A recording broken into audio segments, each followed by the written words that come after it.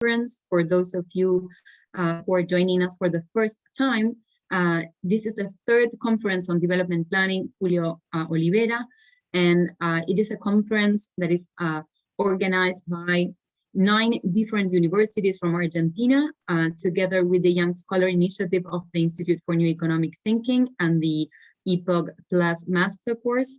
So it's a pleasure for us to be having this third conference with all of you. This is the first meeting of the third conference, and in this occasion, and because of the pandemic, we decided to have a conference in 2 different moments in time. The first one will be during July, and we're starting it today. It consists of 3 roundtables on topical issues that are also not only topical in general, but also key issues for development planning. So for discussing development economics, the role of the state, and more in general, the place of developing countries in global capitalism. And the second part of the third conference on development planning will take place by the end of the year, and we expect to make it an hybrid conference. So we expect to conduct some sessions in person in Buenos Aires, if possible, and mix them with online presentations as well. And we will launch the call after these roundtables. But since the pandemic is still among us, we decided to have these first 3 roundtables and use the opportunity, since we were forced to do it online, to invite great scholars, great colleagues to discuss with us. And let me now switch directly to the roundtable that we will be having today. So as I was saying, for these roundtables, we decided to invite scholars that can help us think topical issues within development planning. And for today, our talk will be on the future of work and income distribution. And this is why we invited Ursula Huws and Maria Savona to discuss with us. Let me highlight that this is an all-female panel, and this is something that we always have in mind in the organization of the Olivera conference. It has been a concern for all of us, not only gender diversity, but diversity out large. So we are very happy to be hosting this panel. We would also like to thank YSI INET, because we are hosting it in its Zoom connection. And let me also tell you that we are recording this meeting. I think that since I am not the host, I cannot start this now, but I think that we're recording it already. So let me say, if someone has an issue with that, I would just suggest to turn off the camera and change your name on the Zoom or something like that. We are recording it not because we actually think that this can also be material for students, material for future generations, and we think it's a great opportunity also to have it on the cloud. It will be available on YSI Cloud after the meeting. So after all these introductions, let me say that since we have a 2-hour panel and we have 2 speakers, this gives us a lot of time for debate, and also this gives us a lot of time for them to talk about the work and the research they've been doing in relation to this topic. If you both are okay, since another thing is that I'm not Juan Grania. I forgot to say that. Probably you realize that I'm not Juan Martin Grania, who was supposed to chair this session. Juan Martin was experiencing connectivity issues because he's not in Buenos Aires, and he asked us to replace him, and I got the chance, therefore, to be presenting Ursula and Maria and also chairing the debate. So as I was saying, for this debate, we will ask them, I don't know if Juan anticipated you the time you can have. I think that we can give you 25 or even 30 minutes each, and then we have an hour of debate, or perhaps a little bit less, because Vero, you are muted. So 1 hour and a half is the top that we expect. Okay, so perhaps 20, 25 minutes each, so we have enough time for debate after that. And the other thing that I don't know if any of you would like to start, as you prefer in this case. So we can start. Well, Maria can start. Maria Savona is professor at the University of Sussex. She's a specialist in economics of innovations. She's also editor of research policy and associate editor of other journals. And she has vast experience in the topics we are discussing here today, as well as other topics in relation to the digital economy and digital transformations and the concept of data. So Maria, the floor is yours. And thank you very much for being here, of course. It's me who has to thank you. I'm a great fan of Young Scholars Initiatives, and I'm a great fan of this group, and it's an honor for me to be speaking here. First of all, can you hear me okay? Because my connection at home is not great. And in case I turn off the video while I present, it's just for connection issues. Just sharing my screen, just briefly.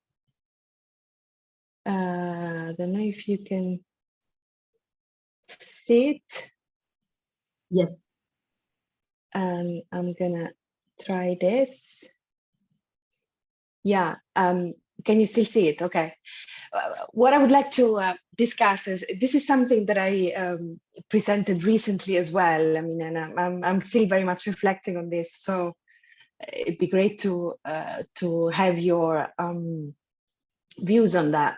So what I thought to be presenting today is first of all the results of a report that we did as a high-level group for the European Commission, and I'm pretty much aware that some of the stuff are Eurocentric in this respect, but I'm hoping that some of the issues that I'm raising are going to be also useful to be expanded in Latin American labor markets and so on. And once of this, what I thought to be doing is this report was just right before the COVID pandemics it struck all of us, and I was reflecting also on the post-COVID trends related to this report.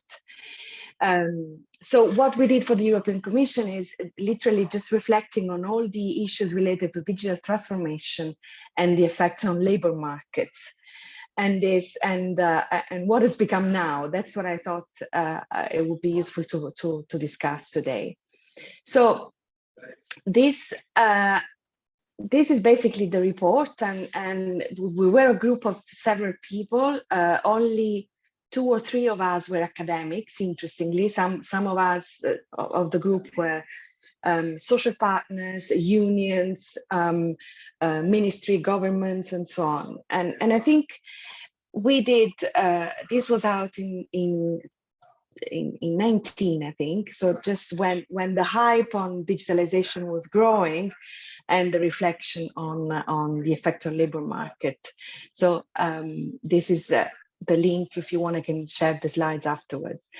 And I think what we did is, again, to the extent we can produce a report for the European Commission, what we did was trying to reflect on the trends that have an impact on labor markets, and now is more or less ubiquitous, but the effect of robotization and automation and digitalization on labor market, it's still very much ongoing, because some of the issues are yet to be captured empirically. And this obviously, in addition to the increasing globalization of labor markets, but also what is novel here, what I think should be included in any of these discourses, is the rising diversity of work arrangements. So besides paid workers, there's a lot of so-called alternative work arrangements that have increased enormously in relation to digitalization. Maria, and also, yeah. Sorry to interrupt you. There is something with the PowerPoint. Perhaps it's the way you shared it, but we see it very small on the side, and on the right side, and on the left side we see a screen in black. Yeah, so this is the presentation. Sorry. So let me do something else. Apologies. I'll try again. Let's see.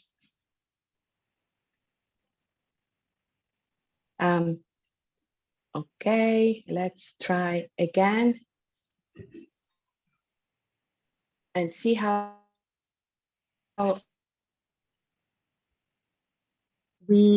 I think now we lost your connection. Perhaps if you turn off the video, but we can see it. Now we see your PowerPoint. I don't know if you can still hear me.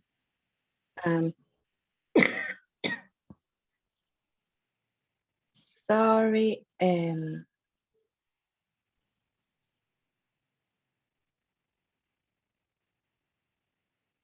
you see this? It says you're starting to share yet, but perhaps we need to wait a couple more seconds. We do see it now. Can you see the PowerPoint? We Yes. do, But not in you presentation mode, but we do see it. Okay. Can you see it now in presentation part, or you see the same? No, not yet. We see the same, not in full screen. Yeah, we do now. Okay.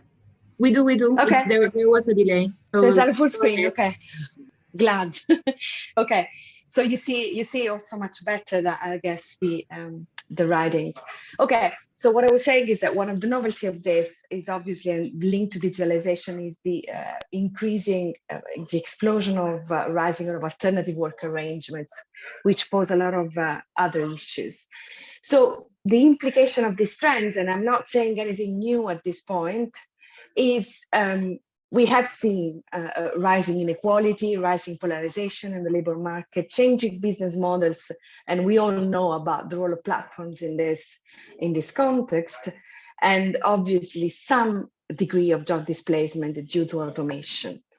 On top of the issues related to skill depreciation, skill obsolescences, and skill gaps related to digitalization by and large. So these are more or less common trends, and these are more or less established in the literature, or more than established. I think there's an intuition of this, although the empirical evidence needs to be corroborated by that. What I think was relatively probably the novel side of this is the way we trying to tackle these issues when recommending policy action. So when we identify the challenges, and the challenges obviously is a challenge, first of all, of inclusion in the labor market, second of all, of decent condition of work, and third of all, of skills. And I know that much of the economics literature engage with this topic, and much of the sometimes the mainstream economics sometimes is limited to the skill mismatched. Whereas what I think is important here is also including issues related to the quality of work, the relationship between employees and business models, and the role of alternative work arrangement that have such a devastating impact on inclusion. And this is something that is relatively new, or at least 2 years ago it was, and now fortunately the literature on that is increasing. So what we recommend, and I will go a bit more in depth into these three issues, is three sets of policies. And some of these, as I said, are related to EU labor market, but some are very general, and I think are extremely important, especially in this context. So first of all, and this is something that Cecilia knows about it, because we discussed some of these issues related to digital ownership. First of all, we looked at the role of markets and institutions when it comes to digitalization and labor market. What we proposed, it was a new rethinking the social contract between workers, or digital workers, and employers, where employers might or might not be large platforms, more in general. So we thought that besides this, I won't go much into the data issues, but I will focus more on the labor market. For example, we proposed a very practical proposal that I think would implement or would improve the status of workers. So we propose a digital single window for employment contribution and taxes. So to standardize the relationship between employers and employee for what concerns the contribution, so the safety net for employers, and a neutral social protection. I'll go a bit more in depth in the follow-up of this presentation on these issues. Then for what concerns business and labor relations, we thought that the need of rethinking labor relationship in general, so with the new role of social partners and unions, and also more traditionally, we thought of ways to ensure a skilled workforce where the skill mismatch and the skill gap are very much related to digitalization. Let me go a bit more in depth on that, and these are sort of unpacking the kind of policy recommendation that we did. So you don't need to read all that, but ideally, for what concerns skilled, so we pose the issues of a lifelong learning. So employees should be put in the condition of having learning accounts for concerned digital skills. And I'm talking, for example, about the aging workers that are not naturally into the use of digital tools when at work. And the idea would also be to sort of scaling up career counseling when it comes to making people entering labor market and so on. So a lot of this is not even too much at the European level. For example, increasing digital literacy, it's something that is, I think, a global need. And also the idea within these issues, skill mismatch, it was the idea of having or thinking actors that can act as intermediaries between employers and employees when it comes to reduce structural skill gaps related to digitalization, especially, and I'm saying this in a whole female panel, when it comes to the women bias in STEM disciplines. And again, this is very established, and I think this is something that there's a lot of room for improvement in terms of policies. So these intermediaries can be public or private, preferably public, but ideally the idea would be to make to reduce the skill bias by or the skill gap and the skill gap by reducing this mismatch of incentives between investing in learning from employers and investing in learning on the side of employees. The other issue, the other set of policies is related to the new labor relations. And this, I think, it's something that is relatively unexplored as a territory for dealing with the future of work when it comes to digitalization. So this is something that I predict is going to have, and hopefully I'm hoping is going to have much more room in the public spending. It's going to be related to the prevention of occupational safety and health risk. So there is hopefully increasing research on the effect of digitalization on mental health and stress-related illness and so on, simply because the labor relations when it comes to digitalization has an enormous impact on stress-related illness. And what I'm hoping is that a public fund will be redirected on dealing with these issues. And I'm going to come back to this when it comes to the post-COVID era, because I think this is going to be an increasing public challenge to tackle. The other issues that briefly that I'm going to say is related to, as I mentioned earlier, as I anticipated earlier, the equalization of treatment for paid and for paid standard workers and non-standard workers, for the simple reason that alternative work arrangements, and by alternative work arrangements, we probably use an euphemism to say that the large chunk of these workers are precarious and unsafe from the perspective of the usual social welfare, need to be equalized. And I think this is a huge issue for inclusion. And something that, as point 6 here, something that also is important here is to rethink the role of unions. So what is the new role of unions in a digitalized labor market? And this is something that is something that, as I said, there's a lot of room for new research on this.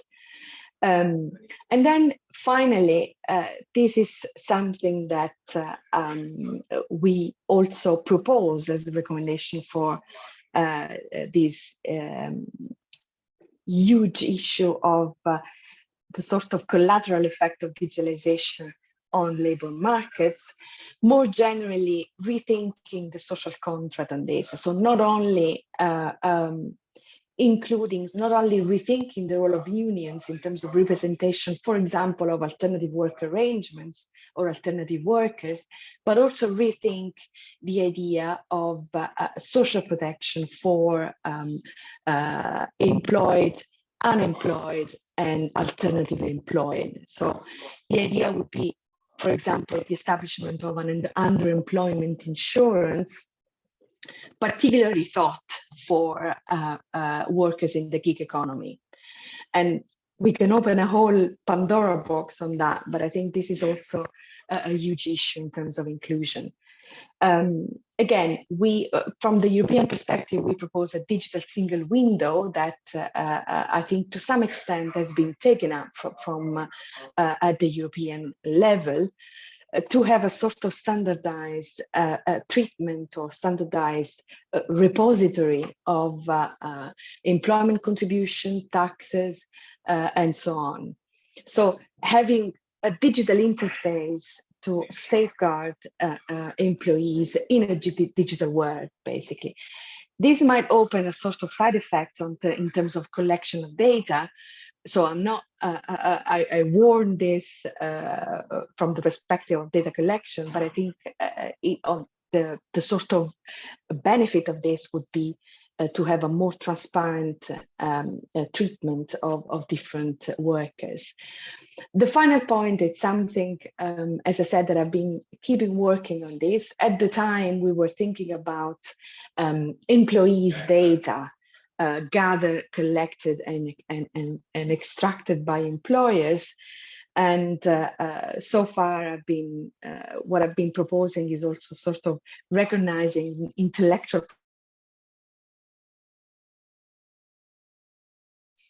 But it's something that has been opening up a huge debate, and I think which is still ongoing. So I'm not proposing anything here that is definitive, but I think this is a very exciting area of research as far as I'm concerned.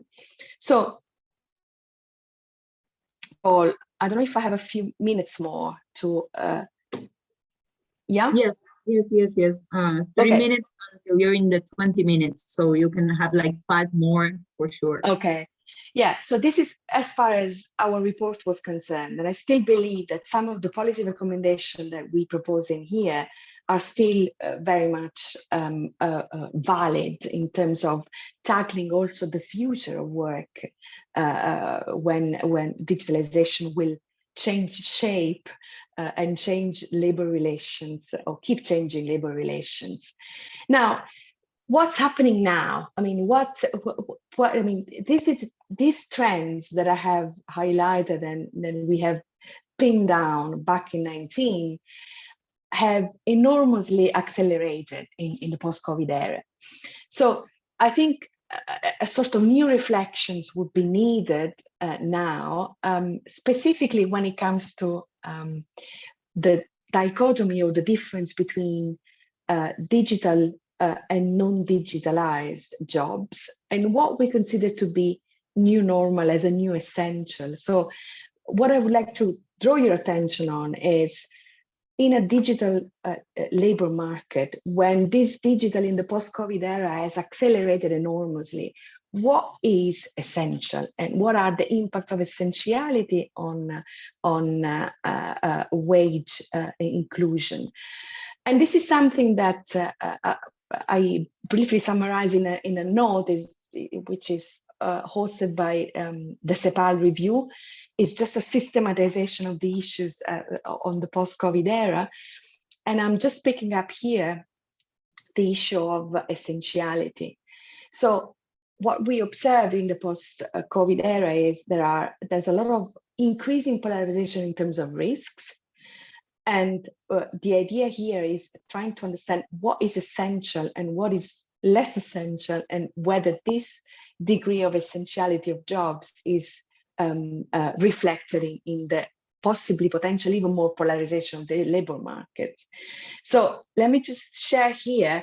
This is reprised by a beautiful paper by Maria del Rio Chanona and others, which came up, I think, at the end of 2020, so last year, a few months ago, or at the latest 10 months ago, which was looking at the fraction of work activities that can be performed at home against their degree of essentiality, right? And this is linked to the level of digitalization, because ideally, whatever is fully digitalized and therefore fully performed at home and therefore fully safe from the risk of contagious are also those that have the highest wages. And therefore, those types of jobs that are not digitalizable and that are even less essential, although even the essential ones are there, they have the least, they're basically on the bottom of the distribution. It's something that is, as I said, if we include the COVID shock, it contributes to further polarize labor markets. And this is something that I invite you to look at, because it's something that we might need to tackle again.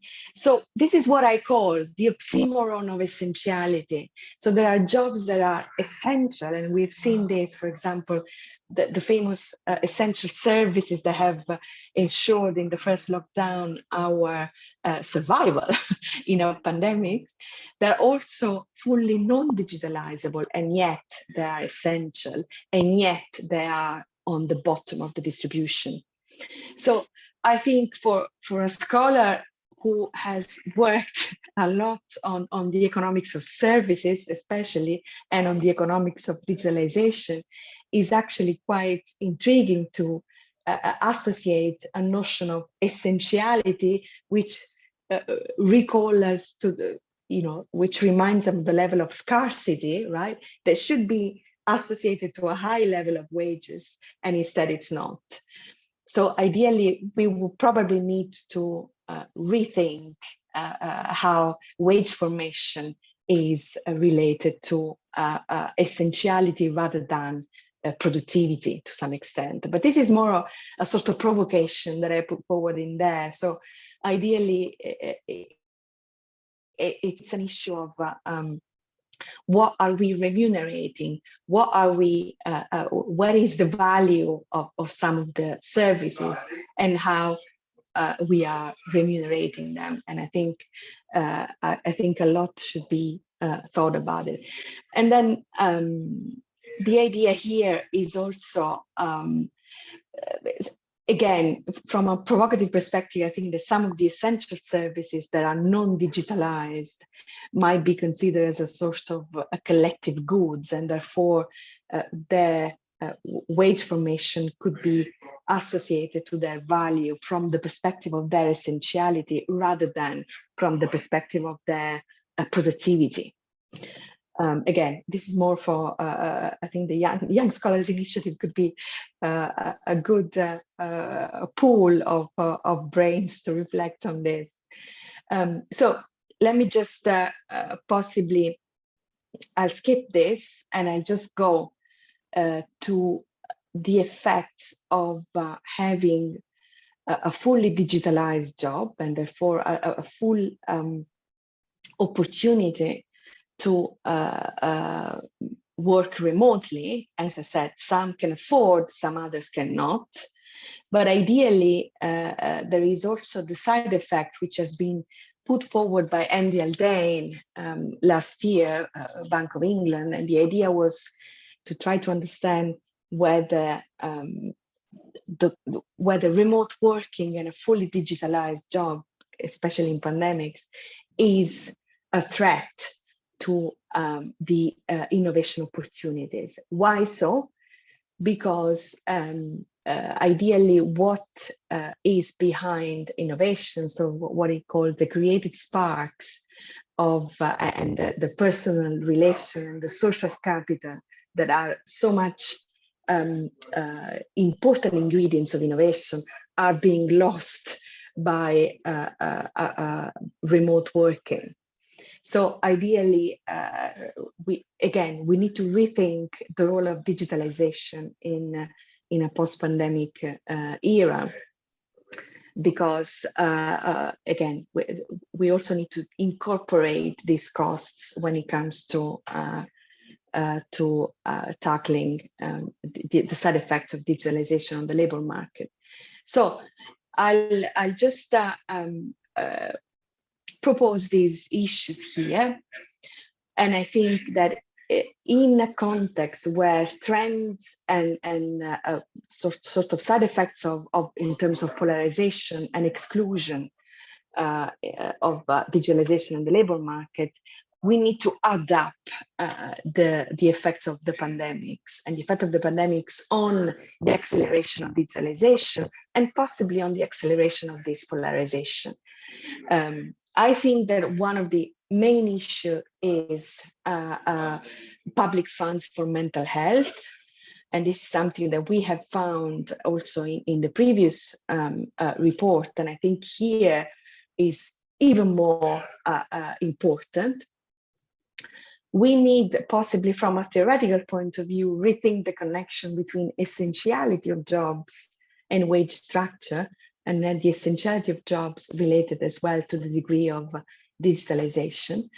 And also from a long-term perspective for scholars of innovation, it's important also to look at the risks of full digitalization of work when it comes to innovation prospects. So this is something that,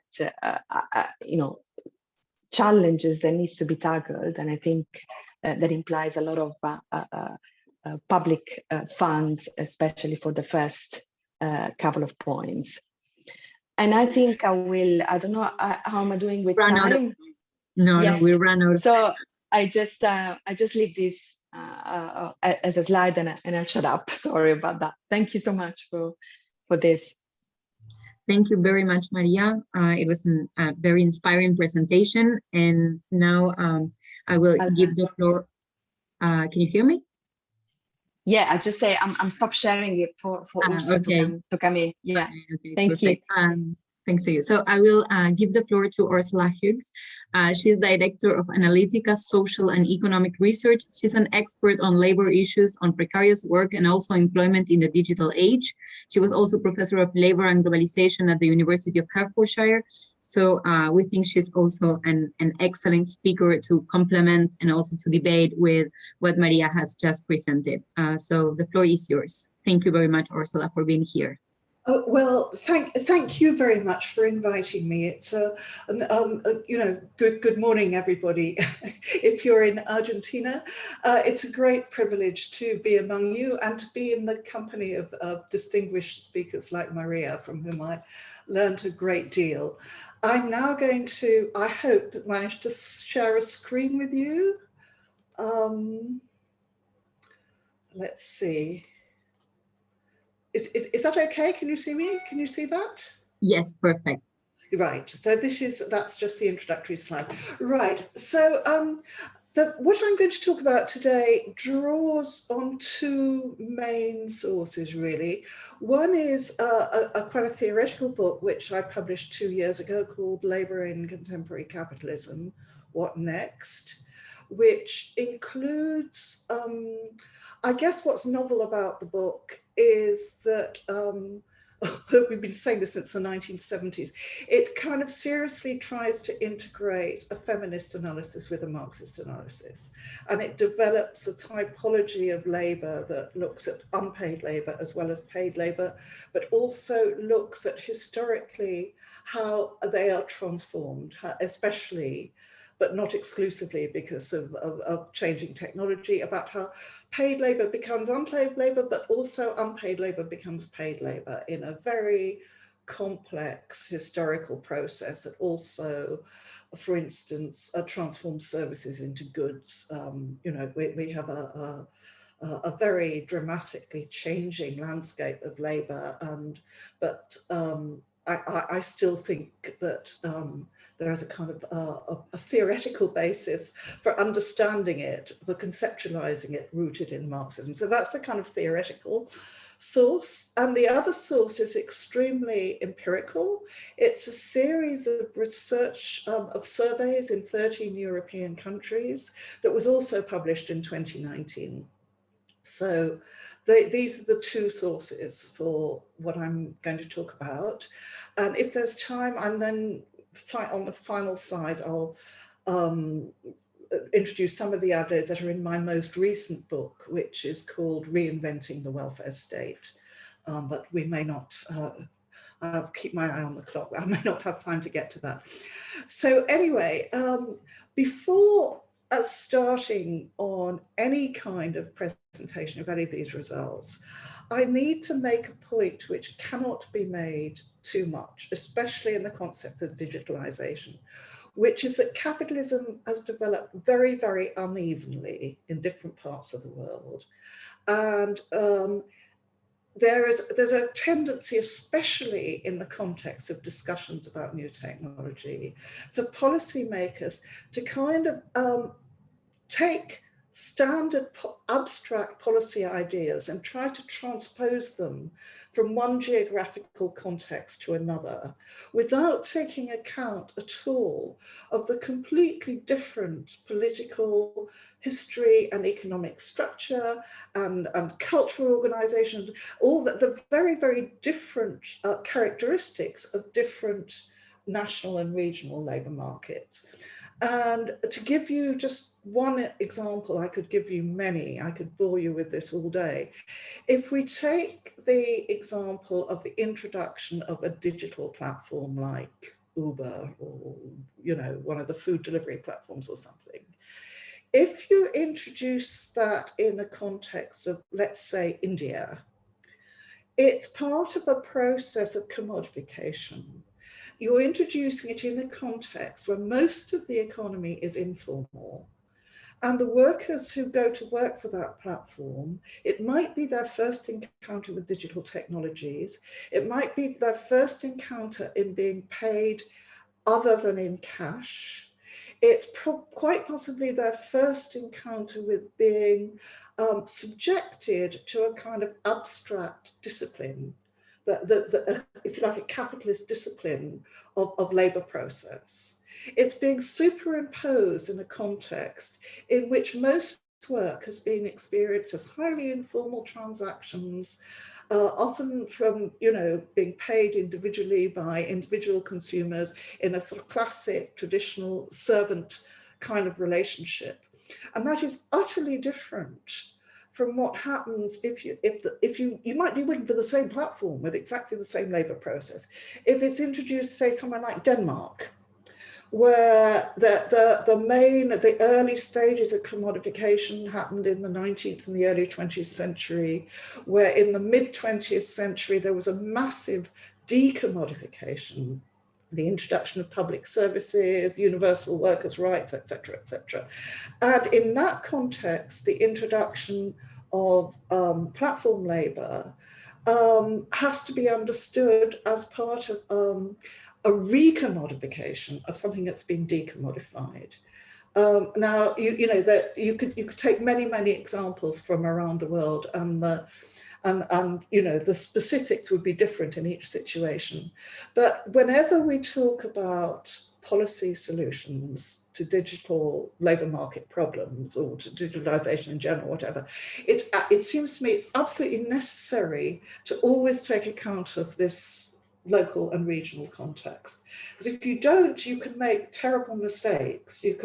A policy that makes absolute sense, for instance, in Italy 20 years ago, they introduced a new kind of labour market status that was somewhere between being an employee and not being an employee. And it kind of made sense in Italy in that particular historical moment. But to try and transport that to another country and another legal system and another political system could become absolutely a recipe for disaster.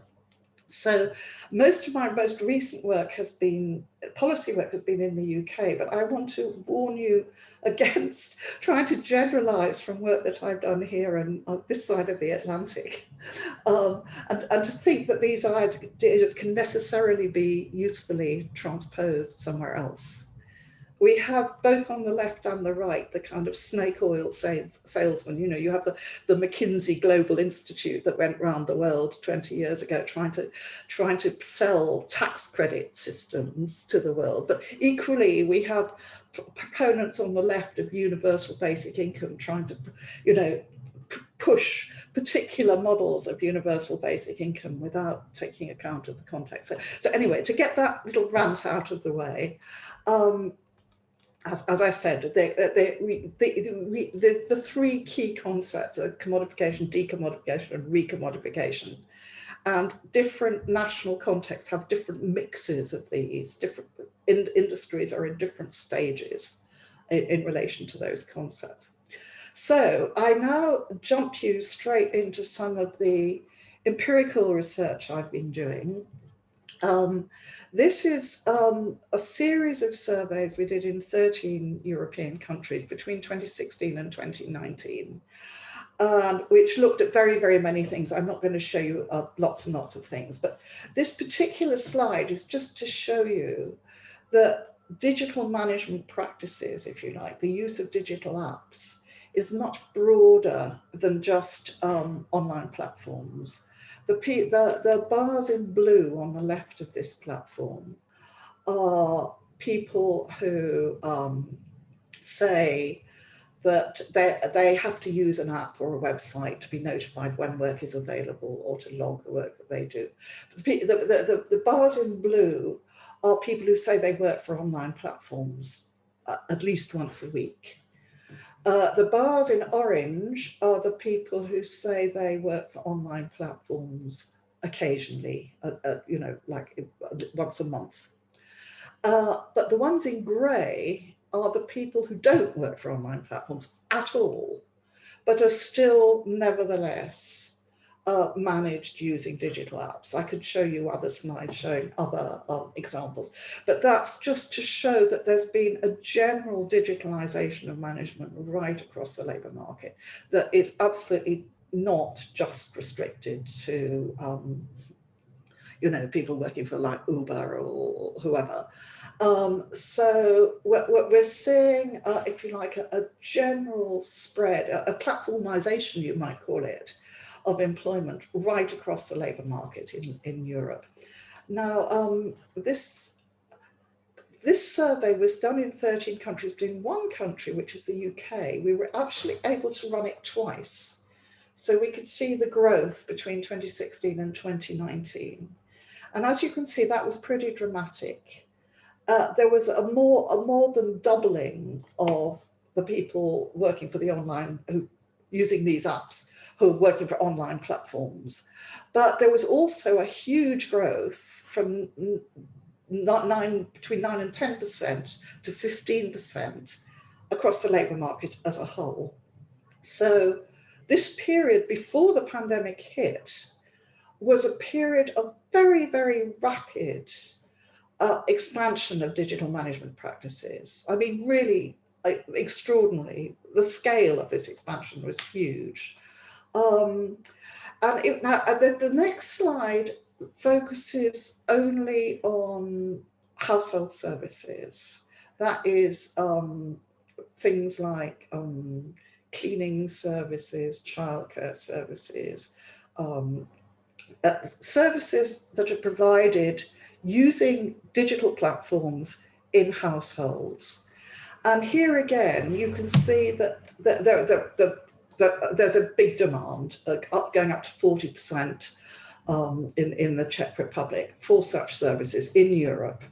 But also that there is the blue and the blue lines are the people providing these services, and the orange lines are the people using the services. So it's people who go to a platform like TaskRabbit to find a cleaner or whatever it is. But what's interesting are the grey bars, because the grey bars are the people who do both, the people who both work for the platforms and use the platforms. And this, for me, was an enormous surprise, because if you had asked me 10 years ago about, the development of household services provided through the market, I would have said, as many feminists would have said, that what we're seeing is part of a pattern whereby, if you like, bourgeois women, middle-class women are able to enter the labour market on more or less equal terms with men, because other women, typically migrant workers, are doing their housework for them. They're scrubbing the floors and looking after their babies. And so there's a kind of apparent equality that middle-class women are able to achieve in the labour market, paid for by the labour of much poorer migrant women. So I was expecting to find in this research was that there's a class of, if you like, a class of people who use these online platforms, and a kind of an underclass of very underprivileged women who work for the platforms. So it was absolutely astonishing to see that nearly all, around, on average, it varies from country to country, but typically around 85% of the people that are doing this work in other people's homes are also using these platforms. And before I go to the next slide, I'll show you again in the UK. Again, you can see that this almost doubled. The demand went up from 23% to 31% in the UK, just in that 3-year period. And the supply more than doubled from 2.7 to 5.5% of the supply. So what's going on here? This is a real puzzle. And the explanation seems to be a pattern which can only be explained as part of what you might call a crisis of social reproduction that took place, that has taken place since the financial crisis. The financial crisis in 2008, 2009 wasn't just a crisis for capitalism and for the economy. It was also a crisis for social reproduction. Before the crisis, I mean, there was long-term trends that have been putting more and more pressure on household time, because more and more women are entering the labour market. The average wage was going down in real terms in most countries. So in 2 adult households, both adults are working longer and longer hours. But before the crisis, the easiest way for most working class households to deal with this was through credit. People were encouraged to be indebted. Indeed, that was one of the causes of the crisis, was that households were encouraged, you just stick it on the credit card. You don't have enough money to get through to the end of the month. You stick it on the credit card. Suddenly, after the crisis, credit was not to be had. But the pressure, the need for household labour was greater than ever, partly because austerity policies were dramatically cutting back the kind of state support that households were able to draw on. The childcare was being cut, free school meals were being cut, care for the elderly was being cut, free food delivery for sick people was being cut. Meanwhile, income was going down, so households needed to work longer and longer hours. So there was a huge time crunch in working class households. which was not just an economic crunch, because as Maria was saying earlier, it also has a huge impact on mental health, on family relations, on the kind of quality of care that children get. If there just isn't enough time, you've got people fighting about, you know, who's going to go to the shops, who's going to empty the garbage, who's going to wake up in the middle of the night to change the baby. You've got neglected kids. You've got this terrible kind of time crunch going on in working class households. And here's where the gig economy really comes in, because if you can't get household services, if there isn't enough time to do it yourself, if the state isn't providing it, the only alternative is to turn to the market.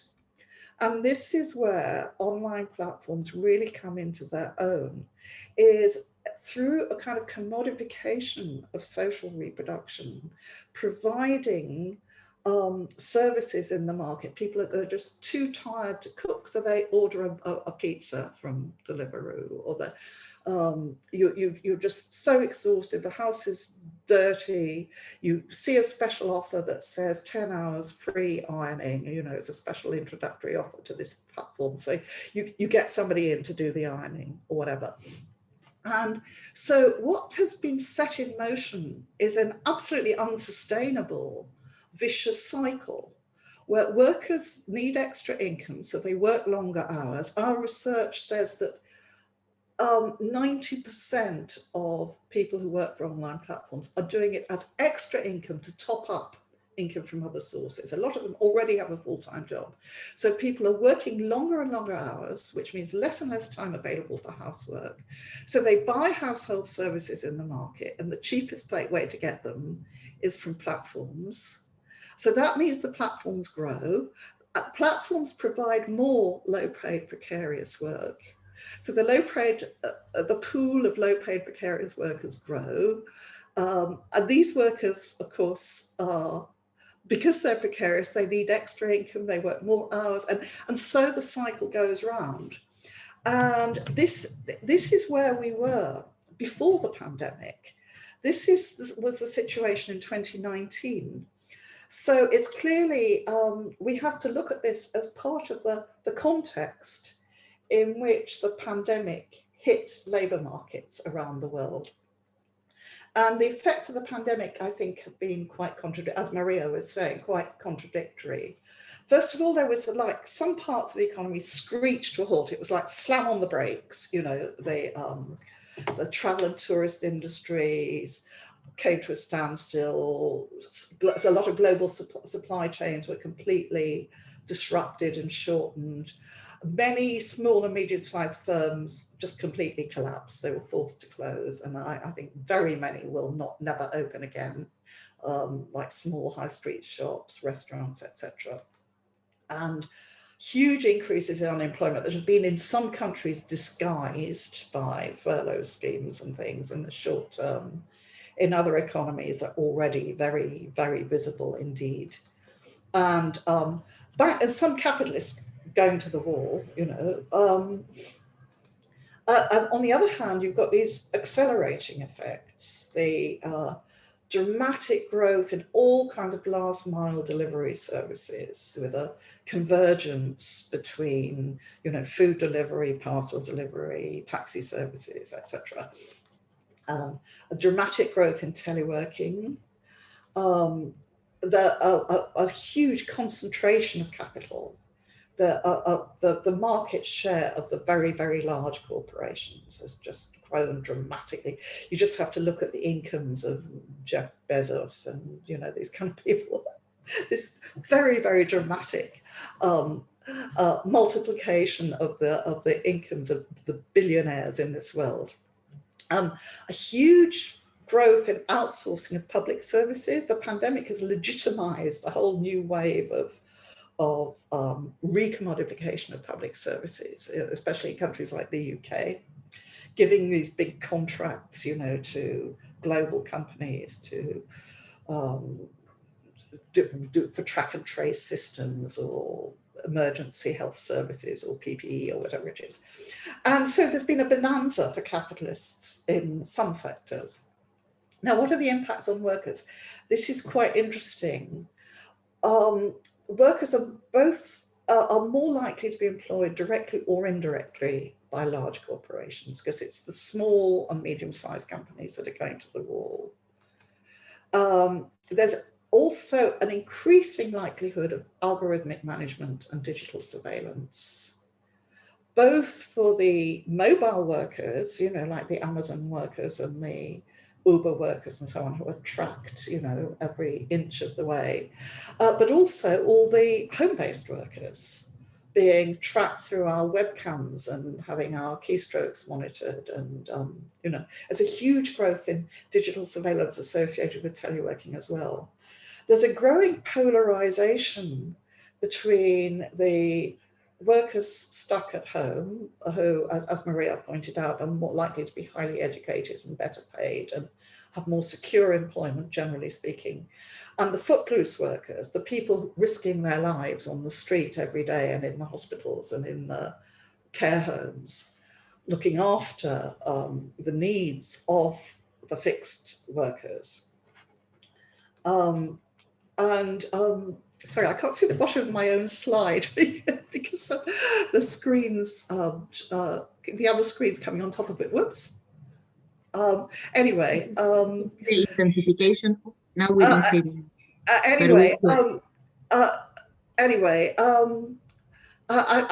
There's an intensification, clearly an intensification of this crisis of social reproduction I was talking about earlier. Whatever I was talking about that we found in 2019 has got 10 times worse with everybody stuck at home.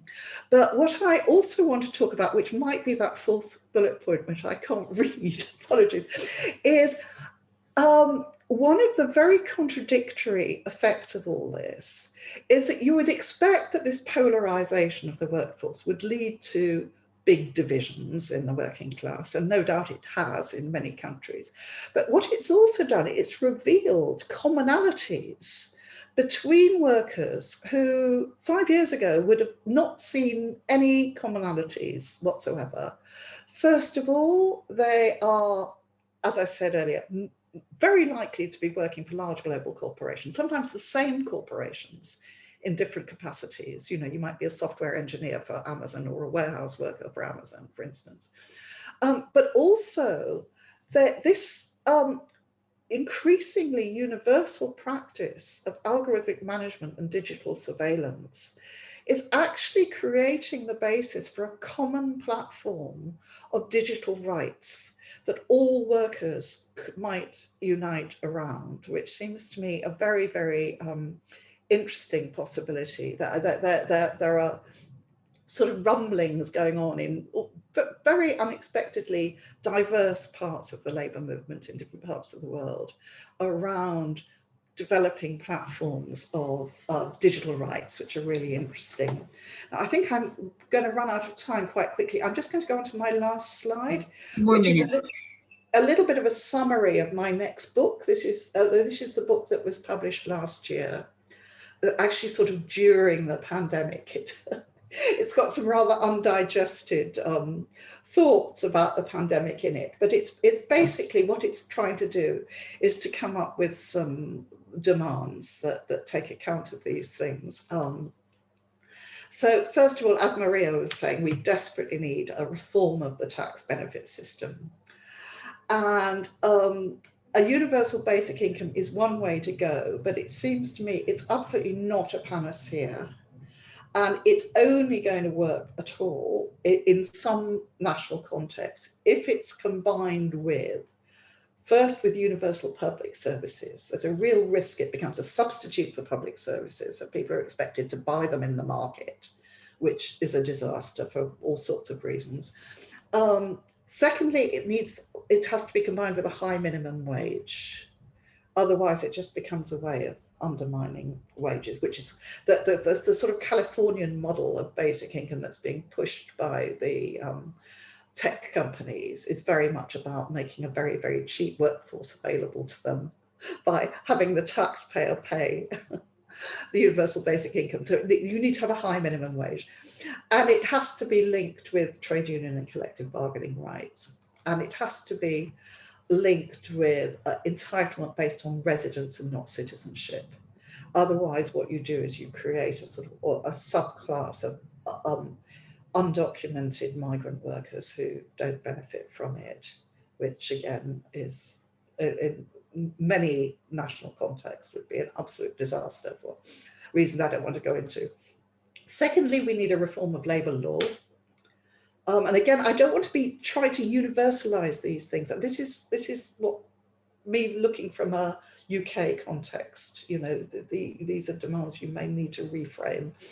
First of all, we need a clear definition of genuine self-employment, which doesn't really exist right now, which works for tax purposes and for employment law purposes and for social security purposes. And once you've defined what a genuine freelancer is or looks like, then you can say that everybody else should be seen as a dependent worker. At the moment, dependent workers are being told that they're independent contractors when they're clearly not. So you need this two-stage first. First of all, you define what a proper freelancer is and what freelancers' rights are. And you say these people are real freelancers. You let them get on with it. And then you say everybody else is a dependent worker. And the onus of proof should be on the employer or the labour market intermediary. It shouldn't be, the worker shouldn't have to go to court to prove that they're a dependent worker. It should be taken for granted that they're a dependent worker, and the onus of proof is on the platform or the employer to say otherwise. And then you need a set of universal rights for all dependent workers, going more or less back to the situation as it was in most advanced European economies in the mid-20th century, you know, a whole set of right to be represented by a trade union, right to holidays, right to minimum wage, right, etc. But they should be available to all dependent workers, and an enforcement system, because without enforcement, none of these rights make any sense at all. And I won't go into, I developed an idea for a 3-tier enforcement system in the UK, but I won't bore you with that because I'm sure it would be different in different countries. And then this is the idea which I think is most important because it's something you can do at a city level or a regional level. It's a place for people to put positive energies into. And that's a 21st century model of decommodification. In the mid-20th century, the 20th century welfare state was based on a model of decommodification, often rather top-down, based on nationalisation, you know, top-down kind of nationalisation, but of decommodification. And since the 70s, the pendulum has swung the other way. And this idea that there is no alternative, this neoliberal idea that the market does things best, has held sway. Now, that is one of the great, wonderful things that have come out of the pandemic, is now everybody can see that that's nonsense. Everybody can see that neoliberal idea that there is no alternative is a myth. It has been absolutely necessary for the state to intervene. And I think people are now ready to consider new forms of state ownership and new sorts of public accountability in a way that they were not 3 years ago because of the pandemic. And I think this is a moment that should be seized. And I think that all kinds of, I'm not saying nationalize Amazon necessarily. I'm not, you know, that would be a nice thing. or even make broadband a public service, which would be a great thing. What I'm saying is at the city level in Buenos Aires, why not set up a city taxi service linked to the public transport system where the workers are properly paid and people who need transport to get to hospital or kids who need it to get to school get it at preferential rates. So you use the technologies to provide good public services. Why not use the Deliveroo type food delivery technology to provide good food for elderly and sick people who need it, to provide food for homeless people, and sick children, but using the technology in a creative way to help build local economies so that local restaurants and cooperatives can supply to the system and receive from the system. So you take what is good about the technology and you use it for public good. So anyway, that's and I think if people think this can't be done, I think let's look back to the 20th century and remember that the forms of decommodification that were introduced in that brief radical moment after World War II in, a rather few developed economies in Northern Europe and a few other parts of the world, that these didn't fall from the sky. A lot of them were based on prefigurative models. For instance, the British National Health Service, which is now a mortal risk, I may say, was based, Nye Bevan, who was the Labour politician who designed it, grew up in South Wales in a town where in the 1880s, mine workers and steel workers got together to develop a health cooperative scheme that was successful enough that by during the 1920s, when unemployment was growing, they extended it not just from the mine workers and steel workers, but not just to their families, but to other citizens. And by the 1930s, 95% of the population were covered by this scheme. They employed their own doctors, they built their own hospitals, they employed their own nurseries. It was a city-level, bottom-up health scheme developed by local workers. And that was one of the models for the National Health Service, which was Ursula, if you can wrap up, it would be great. Yeah, that's it. This is my last slide. I'm just saying prefigurative models can work. There we are. That's the end of the presentation. Thank you. So thank you very much, Ursula, and thank you both Maria and Ursula for really this great presentations. We have a lot of food for thought now, and I think that I have questions myself, but I think that we should give first the floor to the audience. Feel free perhaps to raise your hands with the reaction button, or if you want to ask questions on the chat, or if you want, if nobody's speaking, feel free to open your microphone and just ask questions. Perhaps we can gather 3 questions all at once, and then we give the floor to Maria and Ursula to answer.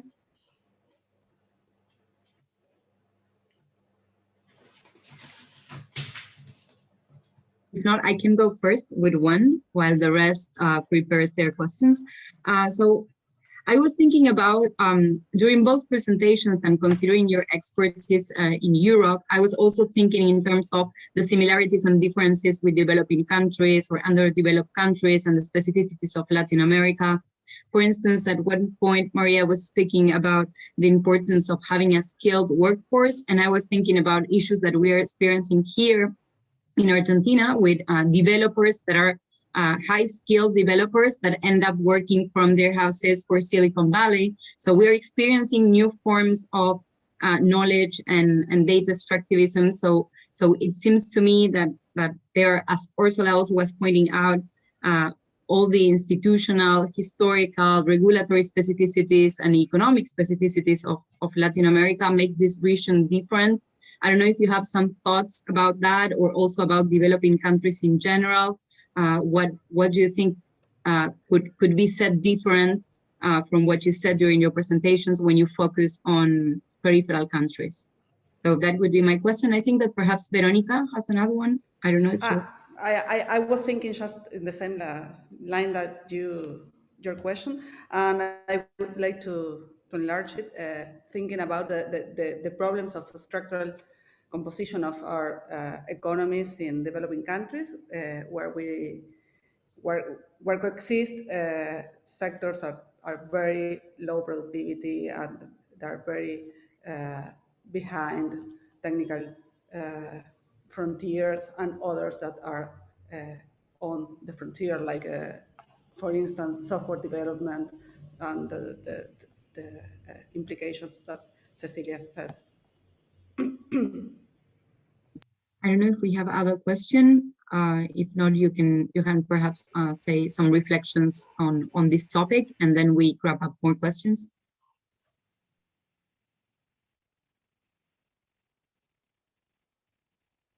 I think Maria. Yeah, you want to go ahead. Ursula, do you wanna go first, or Ursula, you're also muted. I'm so ignorant about the situation in Argentina. I'm so embarrassed. I feel that Maria really should answer this question. I can talk in general about skills, but let Maria go first. Yeah. okay? Okay, I think you raised two different points. The first one is probably one of brain retention, right? So it's like avoiding that the public investment in education in Argentina then get leaked with people that go and work for Silicon Valley. That's, I think, was Cecilia's point. I guess I could answer through the experience in Italy, which is very, very, very similar. I know that many we have an excellent education system that then doesn't really match with the state of the labor market, and therefore people leave. And I'm afraid I don't have a magic bullet here, because my origin country has been struggling with this for decades.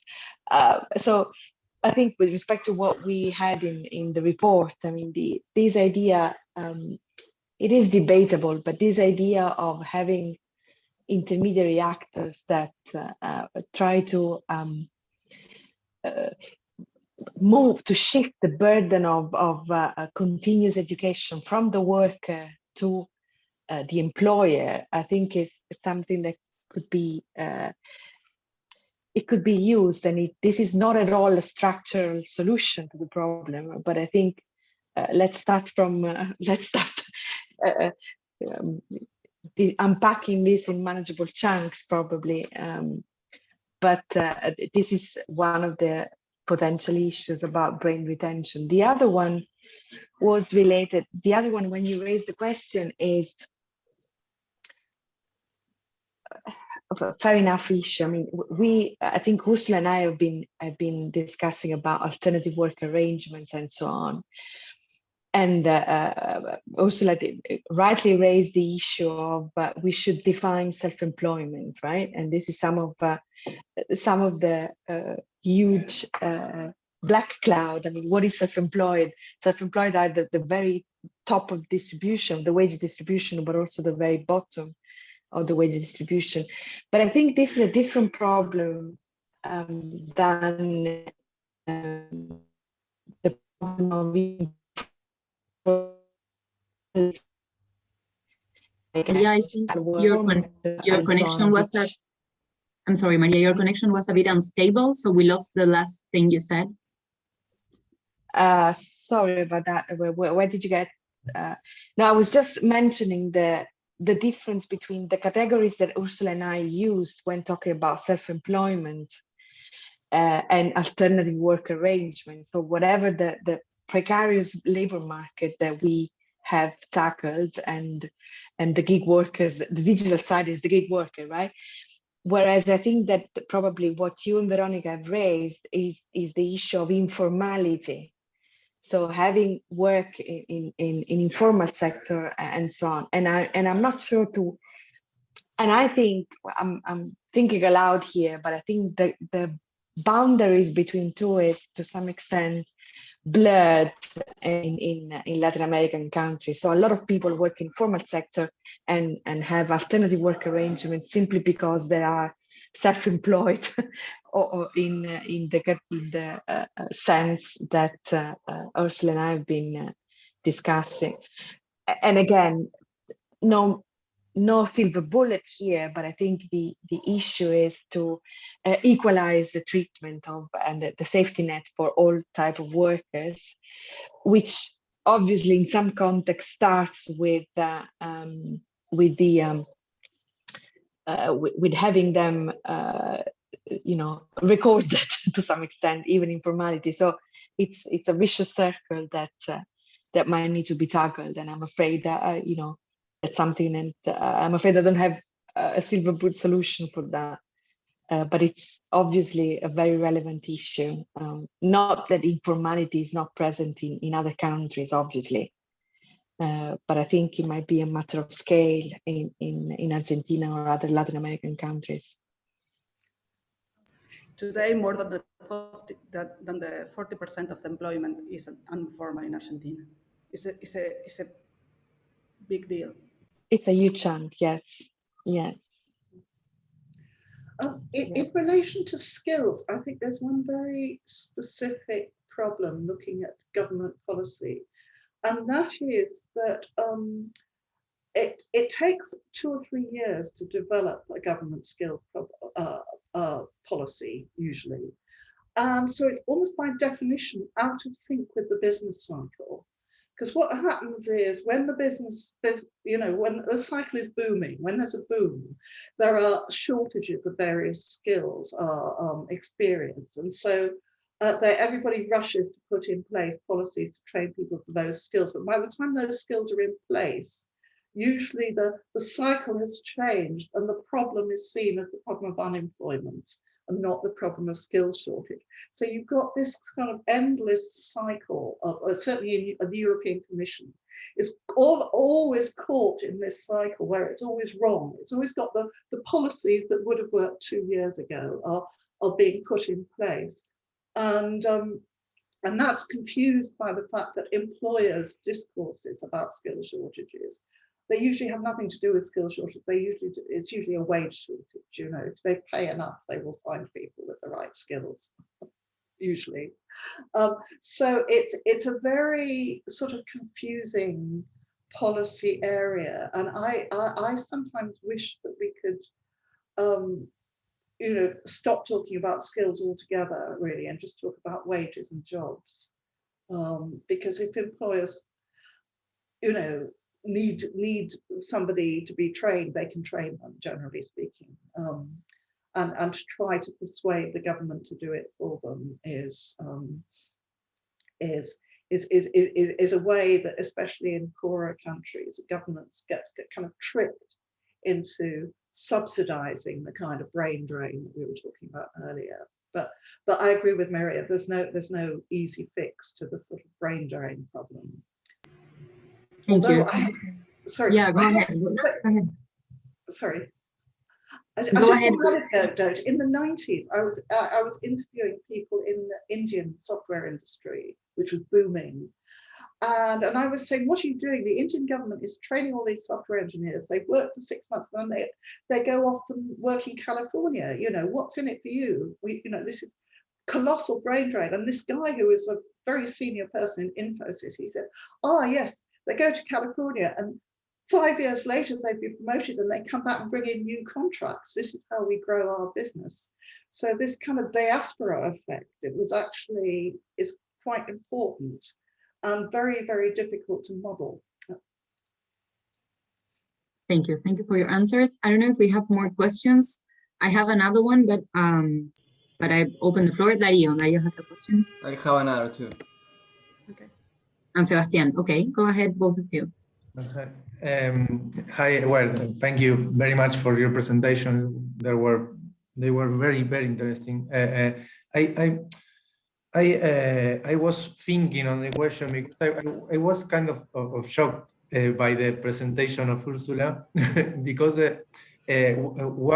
one of the main ideas that, or one of the ideas that I was accustomed of about new technologies and their impact, it was in terms of this idea of some capabilities that are lost with new technologies, and the increasing of this type of capabilities like household services or something like that. And when I saw your vicious circle, I was very surprised because this was a kind of contradiction on some ideas from different authors that new technologies would increase this type of household work and or services or care services or something like that, and this and in your idea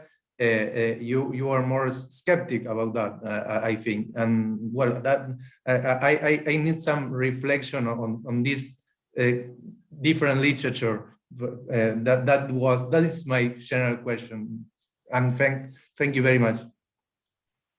We have a question also from Sebastian, and let me also read a question from Mary Saravia.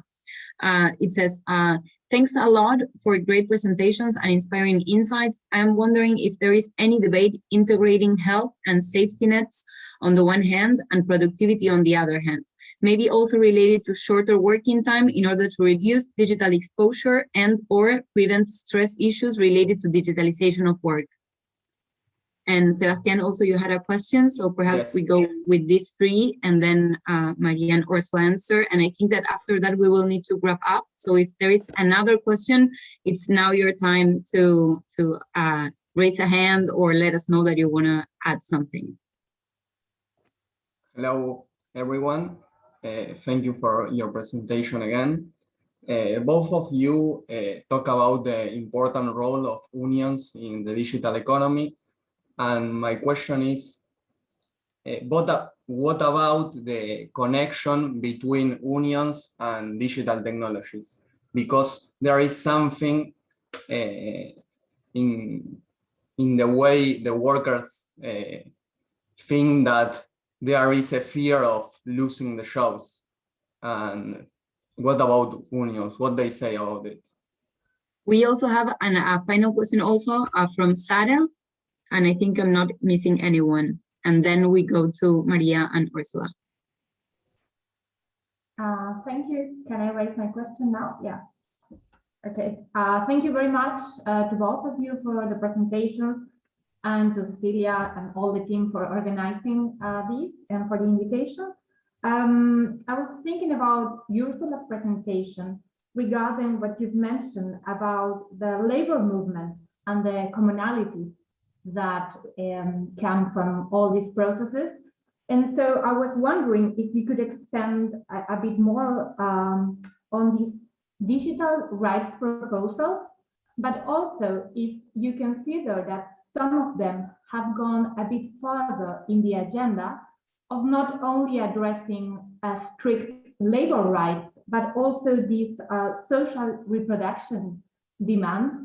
Because as you mentioned at the beginning of your presentation, we are talking about a circle of a social reproduction crisis. And it comes to my mind that not as an academic, but more as a union activist, that we may keep on committing the same mistakes of separating our labor union agenda, from the feminist or social reproduction demands. So if you could expand a bit more on those initiatives, and especially focusing on that, I would be very welcome. And thanks both of you again for the presentation. Thank you. So please, Maria and Ursula, go ahead. I think we have reached our limit of time. So just if you can answer in, I don't know, perhaps 3 minutes each or something like that, it would be great. Shall I come back quickly on that one? Because it's this question of unions is a really important one. There are new unions arising up around the world, representing these new workforces, the gig workers. And in many ways, they're rather like the unions that grew up in the 1880s among dock workers and transport workers. And there are a lot of comparisons. But the workers who are organizing are the workers who get to meet each other. They're workers who are out on the street, on their bikes, on their scooters, in their taxis. But the workers, the domestic workers in the homes are hidden from each other. And they remind us that in the 19th century, also, the factory workers could organize, the transport workers could organize. The domestic workers, who made up something like 70% of working women in Europe in the 19th century, were working as servants in people's homes, and they could not organize. And I think the lesson we need to learn from that is the need for demands that go beyond the sectoral interests of a particular group of workers, which is, of course, where the modern Labour parties, social democratic parties came from, that you need universal demands for everybody. And this is where it seems to me that things like developing alternative local platforms are a very, very good way for building those bridges between social groups, because you actually can bring the stakeholders physically together at a city level. You can bring together the local, the municipality, the public sector workers, the private sector workers, the users of the services. And it seems to me that a sort of bottom-up politics at the city level is by far the most productive way to go. And that during the pandemic, we have seen prefigurative models of this, where the state has left a vacuum. In city after city around the world, communities have come together to work out how to distribute food to people who need it, how to keep an eye on lonely elderly people. And they have used the new technologies to do that. They've used WhatsApp groups, and people use their phones to document the injustices of the police in the United States and so on. So we now have the possibility of a local politics which actually uses the new digital technologies for its own purposes, not just to do their jobs, but to organize and to develop. I'll stop there because I've spoken too long. Leave some time for Maria. I'll be brief because I'm very much in line with what you said. I think one of the underpinning dynamics in terms of, with regard to the question on the unions, I think that they found themselves a bit unprepared because there's a lot of sectoral identity with the union, and now the sort of representing workers that are after all, some digital technology is considered to be general purpose, right? So its main characteristics is that its application goes across different activities and different sectors. And therefore, there is much less of this component of worker identity related to a particular activity, right? So we need to rethink the whole representation issues, probably detach it from a sectoral identity and having more of a global representation, particularly when it comes to deal with large actors, as Ursula was saying.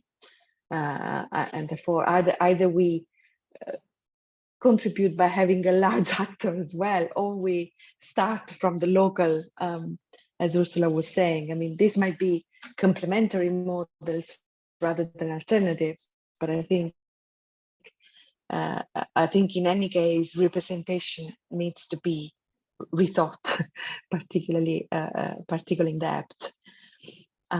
Yeah, but nothing much to add to what Ursula has already exhaustively said. So, okay, so yeah. Thank you. I think there is nothing left to say, but thank you both Ursula and Maria. Thank you all for being here. And just a small reminder before we close the session, as I said in the beginning, we have 2 other roundtables coming up. One will be next Friday. It will be in Spanish, and the title is Cambio Climático, los desafíos ecológicos para el desarrollo. We will have great Argentinian scholars discussing with us. And then on July the 30th, we close this session with a final panel on the state and geopolitics in a post-pandemic world. And we will be also receiving for that panel foreign scholars, and that's why also it will be in English. Among them, let me highlight Hashati Ghosh and Adam Tus will be participating, so I think it's a great opportunity to listen to them both. So again, thank you very much on behalf of all the organizing committee of the 3rd Conference on Development Planning, and looking forward to seeing you next Friday. Thanks a lot. Bye. Bye.